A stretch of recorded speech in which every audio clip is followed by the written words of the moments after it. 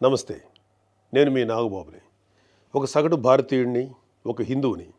అదేంటి మీరంతా నాస్తికుడు అనుకుంటున్న నాగబాబు హిందువుని అంటున్నాడని అనుకుంటున్నారా?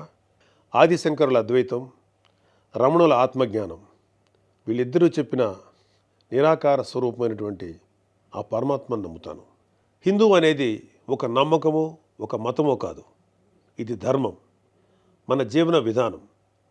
అవివేకుల్ని అజ్ఞానుల్ని ఎడ్యుకేట్ చేసేలా చెప్పాలంటే ఇది ఒక జియోగ్రాఫికల్ ఐడెంటిటీ కూడా.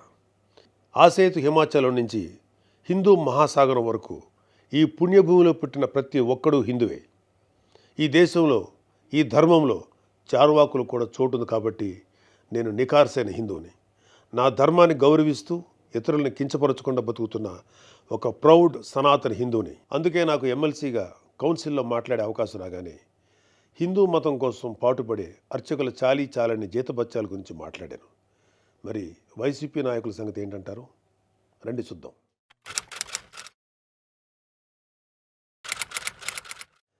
సెప్టెంబర్ 6, 2020 అంతర్వేది శ్రీ లక్ష్మీ నరసింహస్వామి వారి రథం దగ్ధమైన రోజు.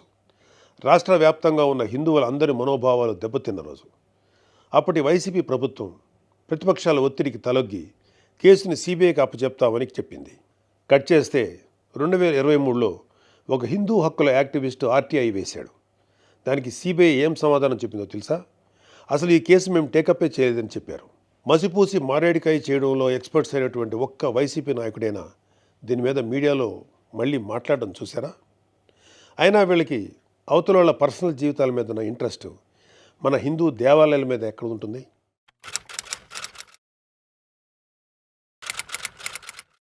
డిసెంబరు 2020 రామతీర్థం రాముడు మనకు ఒక దైవం. మహావిష్ణువు అవతారం మాత్రమే కాదు, అంతకు మించి. ఈ దేశం తాలూకు ఆస్తిత్వం రామకథలో ఉంది. ఒక మనిషి ధార్మికంగా ఎలా బ్రతకాలో రామాయణం చెప్తుంది. రామాయణంలో మారీచుడు చెప్తాడు, రామో విగ్రహవాన్ ధర్మ సాధు సత్య పరాక్రమ అని. ఈ భూమి మీద రాశీభూతమైన ధర్మమే శ్రీరాముడిని నమ్మే జాతి మనది. అలాంటి రాముడి శిరస్సును నరికినా పట్టించుకోని ప్రభుత్వం వైసీపీ ప్రభుత్వం. అప్పటి ప్రభుత్వం ఇన్వెస్టిగేషన్లో చూపించిన నిర్లక్ష్యం వల్ల దీని వెనుకున్న అసలు దోషులను శిక్షించలేక ఏదో నామకే వాస్తే కేసులు పెట్టి దీన్ని నీరు కార్చారు. అయినా మీకు మీ మంత్రులకి రిలీజ్ సినిమాలకు రివ్యూలు ఇవ్వడం మీద ఉన్న శ్రద్ధ రాముడి మీద ఎందుకు ఉంటుంది?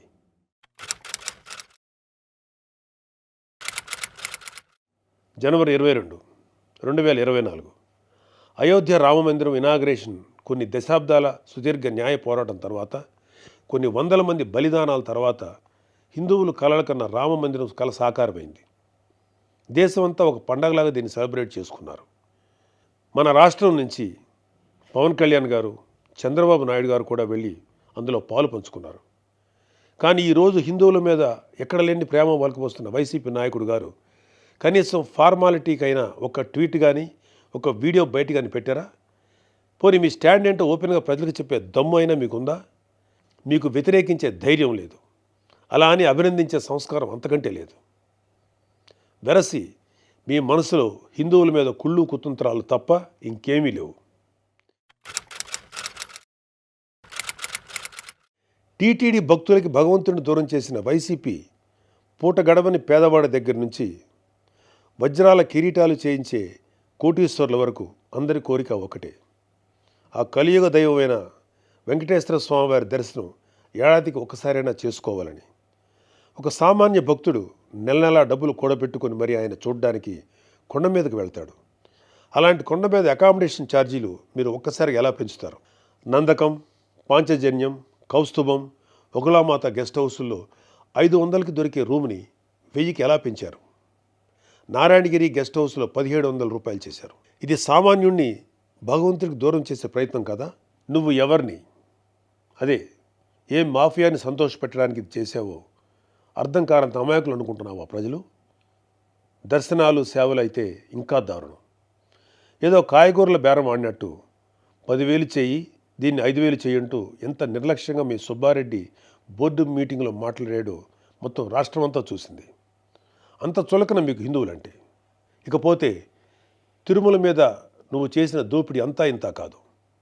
ఒకే ఒక ఉదాహరణ చెప్పాలంటే టీటీడీ కామన్ గుడ్ ఫండ్కి ఇచ్చే కాంట్రిబ్యూషన్ 2.5 కోట్లు ఉండేది.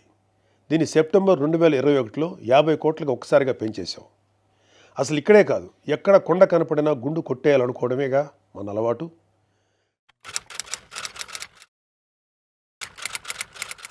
Declaration form. ప్రతి రిలీజియస్ ఇన్స్టిట్యూట్కి ఒక సాంప్రదాయం ఉంటుంది. దాన్ని గౌరవించడం మన ధర్మం. యుధా రాజా తదా ప్రజ అంటారు. నాయకులే రూల్స్ ఫాలో కాకపోతే ఇంకా ప్రజలు ఏం ఫాలో అవుతారు? అయినా బాధ్యత గురించి వైసీపీకి చెప్పడం చెవిటోడి చెవిలో శంఖం ఊదినట్టే. పవన్ కళ్యాణ్ గారు ఆయన కూతురు పొలినాని తిరుమల తీసుకువెళ్ళినప్పుడు ఆ అమ్మాయి మైనర్ అయినా కూడా ఒక గార్డియన్గా ఆ అమ్మాయి తరఫున డిక్లరేషన్ ఇచ్చారు. పవన్ కళ్యాణ్ గారి సతీమణి అన్నాగారు కూడా డిక్లరేషన్ ఇచ్చారు.